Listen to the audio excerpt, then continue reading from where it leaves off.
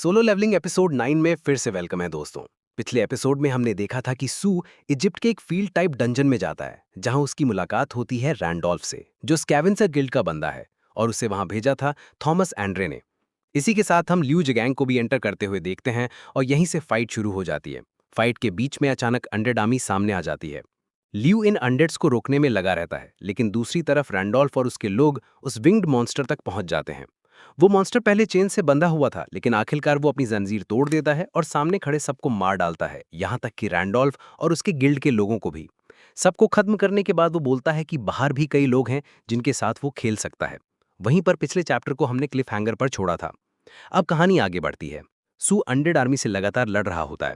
वो एक एक करके सबको खत्म कर रहा था, लेकिन इनकी संख्या इतनी ज्यादा थी कि खत्म होने का नाम ही नहीं ले रही थी। ये देखकर सू सोचता है कि अगर ये ऐसे ही चलता रहा तो मुझे अपनी पावर अराइज का इस्तेमाल करना पड़ेगा। वो अराइज यूज करता है, लेकिन जितने भी अनडेड उसने मारे उनके शैडोज एक्सट्रैक्ट ही नहीं होते। नोटिफिकेशन पैनल में साफ लिखा आता है कि पुराने सोल्स को एक्सट्रैक्ट नहीं किया जा सकता। ये पढ़कर सू सोच में पड़ जाता है कि मतलब मैं ना तो पुराने सोल्स उठा सकता हूँ और ना ही डीमंस के शैडोज एक्सट्रैक्ट कर सकता हूँ। ऐसा लग रहा था जैसे उसकी पावर पर किसी तरह का रेस्ट्रिक्शन लग गया हो। इसी सोच विचार के बीच अचानक जमीन जोर से हिलने लगती है और अंदर से निकल कर आता है एक विशाल साइज का सेंटिपीड मॉन्स्टर। इसे देखकर सबके होश उड़ जाते हैं। जैसे अंडर्स ही काफी नहीं थे, अब ये नया खतरा भी आ गया। लेकिन सिर्फ एक ही नहीं, बल्कि ऐसे कई सेंटिपीड मॉन्स्टर्स एक साथ प्रकट हो जाते हैं। जैसे ही वो आते हैं, एस लेवल हंटर्स उन पर दूर से अटैक करने की कोशिश करते हैं। अपने अपने वेपन से पूरी ताकत लगा देते हैं। मगर इतने पावरफुल अटैक के बाद भी इनका कोई असर नहीं होता, क्योंकि उन मॉन्स्टर्स की स्किन बहुत ज्यादा टफ थी। इस पूरे हालात को देखते हुए ल्यू जिगैंग गुस्से में सू के सामने खड़ा हो जाता है। वो बोलता है कि सू, अब तो तू चारों तरफ से अंडर आर्मी में फंस चुका है जो मरने का नाम ही नहीं ले रही, और ऊपर से स्कैवेंजर गिल्ड के लोगों की हरकतों ने मुझे और भी भड़का दिया है, क्योंकि उन लोगों ने हमारे फील्ड टाइप डंजन का राइट छीन लिया था।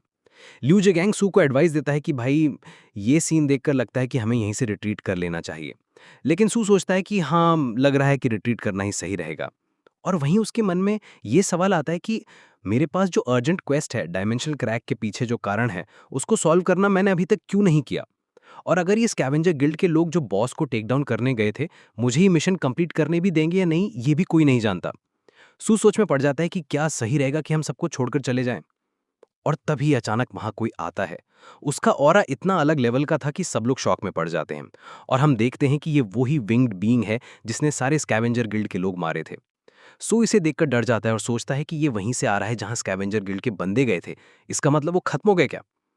बीइंग का ओवरवेलमिंग ऑरा देखकर सू बोलता है कि हाँ, मेरा सेंस स्टेट इंक्रीज हुआ, लेकिन अब वो डेफिनेटली फील कर सकता है कि जो रेड नेम वाला बंदा है, ये बिल्कुल अलग लेवल का क्रिएचर है। उसका कलर रेड था और रेड का मतलब साफ था बहुत भयंकर। फिर हम सामने उसका नाम देखते हैं, the prisoner of the term अम्यूट। ये बींग पूरी तरह से अलग लेवल का था। अम्यूट आते ही बोलता है डिसअपेयर, और जैसे ही उसने ये वर्ड कहा, जितनी भी अनडेड आर्मी थी वो अचानक गायब होने लगती है। सब लोग बस दंग रह जाते हैं। कैसे संभव है कि एक बंदा बस कहे और सारे अनडेड्स गायब हो जाए। ये सच में यकीन करना मुश्किल था। फिर अम्यूट सीधे एसएल के सामने खड़ा हो जाता है। एसएल डर गई थी और अम्यूट बोलता है कि अब ये क्या था, तुम मॉन्स्टर लैंग्वेज समझ रही हो। एसएल बताती है कि वो डेमन रेस से बिलोंग करती है, इसलिए वो उनकी लैंग्वेज समझ पा रही थी।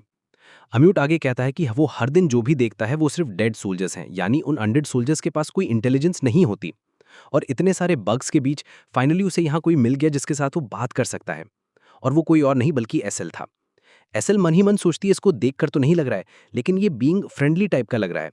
और तभी अचानक एक मॉन्स्टर सेंटीपीड आ जाता है और रोने लगता है। अम्यूट एक सिंगल स्लैप के साथ उसे पूरा खत्म कर देता है। एसएल शॉक्ड थी कि जिस मॉन्स्टर सेंटीपीड के साथ हम लोग स्ट्रगल कर रहे थे, उसे बस एक सिंगल स्लैप ने खत्म कर दिया गया। फिर एजिल और एस्ट्रियो की तरफ बात करने से पहले अम्यूट नोटिस करता है कि यहाँ और भी बहुत सारे मॉन्स्टर सेंटीपीड हैं। वो सोचता है, पहले मैं जितने क्रिएचर्स हैं जिनकी मॉन्स्टर लैंग्वेज मुझे समझ में नहीं आती उन्हें खत्म कर दूं। और फिर वही दिखता है कि अम्यूट हर सिंगल मॉन्स्टर सेंटीपीड को उठा उठा के पटक रहा है, एक सिंगल शॉट में एक सेंटीपीड खत्म, और ऐसे करके वो सारे सेंटीपीड्स को मार रहा था। सब लोग बस शॉक्ड रह जाते हैं और सू सोचता है कि यहाँ एक मॉन्स्टर दूसरे मॉन्स्टर को मार रहा है। ये पूरा सीन बस कुछ ही मिनटों में खत्म हो जाता है। जिनके खिलाफ हम लोग स्ट्रगल कर रहे थे, अम्यूट ने उन्हें झटके में हरा दिया और हराने के बाद बोलता है, आई हेट बग्स। पूरा सिनारियो देखने के बाद ल्यू जिगैंग बोलता है, क्या मॉन्स्टर है। पलक झपकते ही सारे सेंटीपीड्स खत्म कर दिए।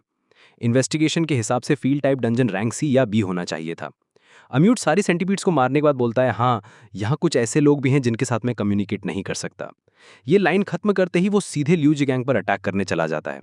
लिू जिगैंग रेडी था उसे रोकने के लिए, और वहीं सू आकर एक शॉट देता है और रोक देता है और बोलता है, बस हमको इस वजह से मारना कि हमके साथ कम्युनिकेट ना कर पाना, ये पागलपन है, तेरा सेंस ऑफ वैल्यू कहाँ पर है? ये सुनकर अम्यूट बोलता है, ओके, लग रहा है तू मेरी बात समझ रहा है। और तू क्या बोल रहा है, लाइफ की वैल्यू? मैन, इसके बारे में कभी सोचा ही नहीं। एमिट अपना ऑरा रिलीज करते हुए एक शॉट देता है सो को। ये शॉट इतना हैवी था कि सो बहुत दूर जाके गिर जाता है और बहुत इंजर्ड हो जाता है। एसिल चिल्लाते हुए बोचे, तेरी इतनी हिम्मत, तूने यंग मोनार्क के ऊपर हाथ उठाया। एमिट बोलता है, इसका मतलब ये तेरा कंपेनियन था। हाँ, मैं तुझे नहीं मारने वाला हूँ, और तू सच में डेमन रेस से आया है, तुझे बहुत कुछ पता है जिसके बारे में मुझे जानना है। फिर एमिट एसिल से सवाल करता है, शैडो मोनार्क और बाकी मोनार्क के साथ जो वॉर हुआ था, क्या वो खत्म हो चुका है? एसिल सोचती रहती है, वेट, ये कौन है, इसे ये कैसे पता चला? जवाब नहीं देती। एमिट बोलता है, तो तू जवाब नहीं देने वाली है? वहीं पर हम लोग देखते हैं सू वहीं पड़ा है। बैरोज की मदद करने के लिए सू गया और उसे जगाने की कोशिश कर रहा था, पर एमिट बोलता है, फर्क नहीं पड़ता। अगर ये कोई डेमन है जिसको मॉन्स्टर लैंग्वेज नहीं आती है, या कोई डेमन है जो मेरे साथ बात नहीं करना चाहता और मेरा रिप्लाई टाइम से नहीं दे रहा, तो नो मैटर व्हाट, अगर कोई मेरे साथ कन्वर्सेशन स्टार्ट नहीं करेगा, मैं उसे खत्म कर दूंगा। एमिट अपना पैर ऊपर करता है और एसिल को कुचलने के लिए तैयार हो जाता है, पर अटैक करने ही वाला था कि सू खून से लथपथ था, लेकिन उसने अपना स्टेटस रिकवरी यूज किया और हील हो गया। तुरंत एमिट को रिप्लाई किया, अगर तुम ग्रेट वॉर जो मुनार्क्स के बीच हुआ उस बारे में बात कर रहे हो, तो मैं बता दूं, उस वॉर में सारे मुनार्क्स को मार दिया गया और ये काम शैडो मुनार्क ने किया। ये सुनकर एमिट सोचता है, सच्ची में? जब तक मैं यहाँ ट्रैप था, तब तक शैडो मुनार्क और बाकी मुनार्क्स के बीच जो वॉर था वो सच में खत्म हो चुका था। सू सोचता है, हाँ सही है, लेकिन वही मनी मन सोचता है, ये मुझे उस वॉर के बारे में क्यों पूछ रहा है? क्या ये किसी मोनार्क से रिलेटेड है या कुछ और? सू मनी मन सोचता है, ये जो एलिगेटर टाइप का मॉन्स्टर है, ये कम से कम ऐसे रैंक का ही होगा और बहुत भयंकर है। एमिट बोलता है, अगर उसने सारे मोनार्क्स को अकेले मार दिया, तो इसका मतलब ये कि शैडा मोनार्क ने ये वॉर जीत लिया है। इसका मतलब Tarnak the monarch of iron body उसके हाथों ही मर चुका है। ये बोलते ही वो अपना ऑरा रिलीज करता है। जो लोग नहीं जानते उन्हें बता दूं, ये आयरन बॉडी मोनार्क पर टर्नाक है, वही था जिसे मार दिया गया था। सू सोचता है, ये आयरन बॉडी का कोई रिलेटेड हो सकता है। अगर उसको पता चल गया कि मेरा बाप कौन है, तो सच में वो मुझे यहां से जाने नहीं देगा और अटैक करेगा। लाइन खत्म होते ही एमिट सीधे सू पर अटैक कर देता है, क्योंकि सू रिप्लाई करने में बहुत लेट था। सो किसी तरह वहां से बच जाता है और चिल्लाता है, भाई तू क्या कर रहा है? एमिट फिर बोलता है, तू बहुत स्लो रिस्पॉन्ड कर रहा है, मतलब तू झूठ बोलने की कोशिश कर रहा है। अगर जल्दी रिप्लाई नहीं करेगा, मैं तुझे मार दूंगा। फिर एमिट सवाल करता है, क्या Tarnak the monarch of iron body को शैडो मोनार्क ने अपने हाथों से मारा? सू जवाब देता है, हाँ। अगर उसने सारे मोनार्क्स को अकेले मार दिया तो इसका मतलब शैडो मोनार्क ने ये वॉर जीत लिया है, और इसका मतलब Tarnak the monarch of iron body उसके हाथों ही मर चुका है। एमेट फिर सवाल करता है, क्या Tarnak the monarch of iron body को शैडो मोनार्क ने अपने हाथों से मारा? सू रिप्लाई करता है, हाँ, सारे मोनार्क्स और शैडो मोनार्क ने मारा। ये सुनकर सू सोचता है, ये क्रेजी टाइप का काम करने वाला है कि यहाँ शैडो मोनार्क्स ने आयरन बॉडी मोनार्क को मार दिया। एमिट बोलता है, ओके, तो बहुत समय से आयरन मोनार्क एम्यूट से मिलने नहीं आया, विजिट नहीं किया, इसका मतलब वो जहन्नुम में गया। एमिट बोलता है, शैडो मोनार्क ने ये काम किया है, इसके लिए मुझे थैंक यू बोलना पड़ेगा। सो शॉक हो जाता है क्योंकि उसे लगता था कि ये उसका डिसेंडेंट है, तो चिल्लाता है, क्या? नहीं, ये डिसेंडेंट नहीं है। एमिट बोलता है, क्या मैं उसका डिसेंडेंट? ये सुनकर गुस्सा हो जाता है और अटैक करता है, लेकिन चेन सामने आ जाता है और उसके हाथ रोक लेता है। चेन देखकर एमिट गुस्सा हो जाता है। नॉट अगेन, मैंने फिर से डोमेन के सर्कल को क्रॉस किया और ये चेन वापस आ गया। इसका मतलब है उसका बाउंड्री है जिसके बाहर नहीं जा सकता। अगर बाहर जाएगा तो चेन वापस आ जाएगा और खींच ले जाएगा। एमिट बाउंड्री क्रॉस करता है, चारों तरफ से चेन्स आता है और उसे खींच कर ले जाता है। जाते समय चिल्लाता है, damn you iron body monarch and spellcaster. ये बंदा है जिसने उसके साथ कुछ किया है, आगे पता चलेगा। इसके बाद वो बातचीत करने लगता है। सू नोटिस करता है ग्रे इंजर्ड हैं और आसुरा गल के बंधे भी इंजर्ड हैं। एमिट सोचता है उन्हें शैडो डंजन में भेजे, लेकिन अचानक ऑरा फील करता है और नोटिफिकेशन पैनल आता है डायमेंशनल क्रैक का। ये क्वेस्ट इमरजेंसी हो चुका है। सिस्टम कहता है कनेक्टेड गेट में जाओ एमिट को फ्री करने के लिए। सू सोचता है क्यों करूं, ये बहुत कंफ्यूजिंग है। हाँ, क्लियरली मेंशन्ड है आयरन बॉडी का डिसेंडेंट है। एमिट अभी डिसेंडेंट्स कलेक्ट करता है, पहले ग्रे, फिर एसएल, और अब एमिट को फ्री करने के लिए अगला डिसेंडेंट आया। सो कनेक्टेड गेट में जाता है और देखता है स्कैवेंजर गिल्ड के सारे बंद एमिट ने खत्म कर दिए। एमिट वहाँ है। सो को देखकर बोलता है, विश्वास नहीं आ रहा, तू मुझे ढूंढ कर यहाँ तक आया, तेरे अंदर गट्स आए हैं। सो बोलता है, मैं यहाँ बातचीत करने आया। एमिट बोलता है, हम लोग पहले ही बातचीत कर चुके थे। सो बोलता है, एक कॉन्वर्सेशन जिसकी वजह से तू मुझे मारने के लिए तैयार था, ये कैसा कॉन्वर्सेशन था? एमिट बोलता है, ये सब कुछ मैंने टर्नक से सीखा, जो आयरन बॉडी मोनार्क है। तो सो कॉप्स के सामने जाकर एमिट का बिहेवियर देखता है और सोचता है कि ये एक ऑनेस्ट बच्चा जैसा लग रहा है और विश्वास नहीं हो रहा कि उसे रिक्रूट करना पड़ेगा। सिस्टम ने उसे ऑर्डर दिया है कि एमिट को फ्री करना है। सो एमिट से सवाल करता है, तुम्हारी बातचीत सुनने के बाद मुझे लगता है तुम आयरन मोनार्क को पसंद नहीं करते थे, ऐसा क्यों? एमेट अपने नाम का खुलासा करता है और बताता है कि उसका नाम एमोट है। वो बताता है कि आयरन बॉडी और स्पेल कास्टर ने मिलकर उसे यहाँ क्रिएट किया और छोड़ दिया।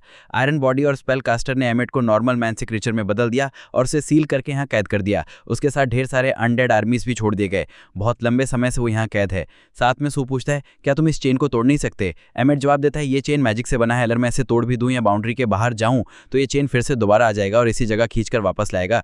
यही वजह है कि मैं इस डंजन के अंदर नहीं जा पाया और कभी देख नहीं पाया कि डंजन के अंदर कौन है।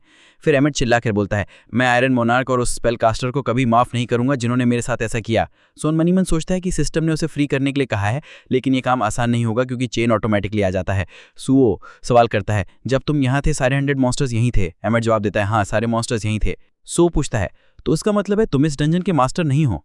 एमेट कहता है, नहीं, मैं इस डंजन का मास्टर नहीं हूं। सो फिर पूछता है, क्या तुम स्टम में लार्ज स्टील देखे? एमेट जवाब देता है, नहीं, मैंने स्टिम को कभी ठीक से एक्सप्लोर ही नहीं किया क्योंकि ये चेन मुझे रोकता रहा। सो सोच में पड़ जाता है। मनीमन सोचता है कि एमेट के साथ ऐसा क्यों हुआ? ढेर सारे अनडेड आर्मीज के साथ रखा और वो उसका मास्टर भी नहीं है।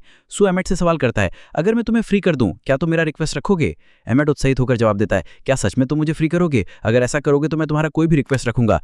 लेकिन एमेट गुस्सा हो जाता है और बोलता है, डोंट टेल मी कि तुम वही स्पेल कास्टर हो जिसने मेरे साथ ऐसा किया है।